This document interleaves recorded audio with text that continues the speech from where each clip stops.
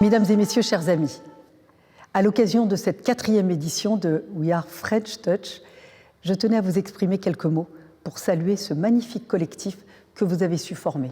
Que vous soyez entrepreneurs, artistes, acteurs de grands groupes, étudiants, start-upers, vous faites vivre cette équipe des industries culturelles et créatives qui porte très haut les couleurs de la création française. Cet esprit d'équipe, c'est votre meilleur atout pour affronter tous ces défis auxquels nous devons faire face, et en premier lieu, l'irruption de l'intelligence artificielle dans notre quotidien. Les risques, en particulier pour les acteurs de la culture, nous les connaissons bien. Et vous me trouverez toujours à vos côtés pour défendre la création et la diversité culturelle. Mais je ne crois pas à l'opposition entre la régulation et l'innovation. L'intelligence artificielle est là. Il faut nous en saisir. Car l'intelligence artificielle, ce n'est pas seulement un risque. C'est aussi l'aube d'une nouvelle révolution industrielle avec de formidables opportunités devant nous. Le président de la République a fixé un cap très clair le 21 mai dernier à l'occasion de Vivatech.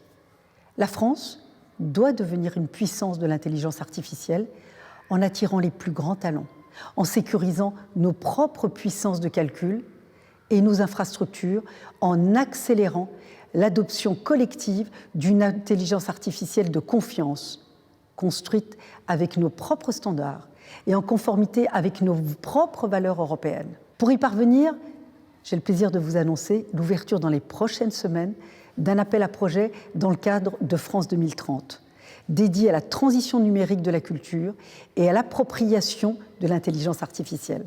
Cet appel à projets, pierre angulaire de l'action du ministère en matière d'intelligence artificielle, vise à atteindre 3 objectifs majeurs.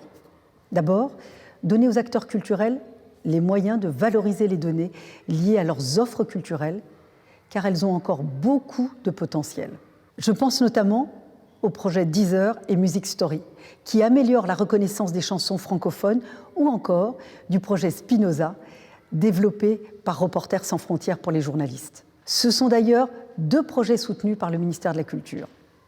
Le deuxième objectif, c'est de sécuriser l'exploitation de la rémunération des ayants droit. Nous financerons le développement de solutions améliorant la traçabilité de l'utilisation des données, la gestion des droits d'exploitation ou encore la lutte contre la fraude et le piratage. Enfin, il s'agira de développer de nouvelles expériences culturelles et artistiques grâce à l'IA pour transformer l'expérience des publics.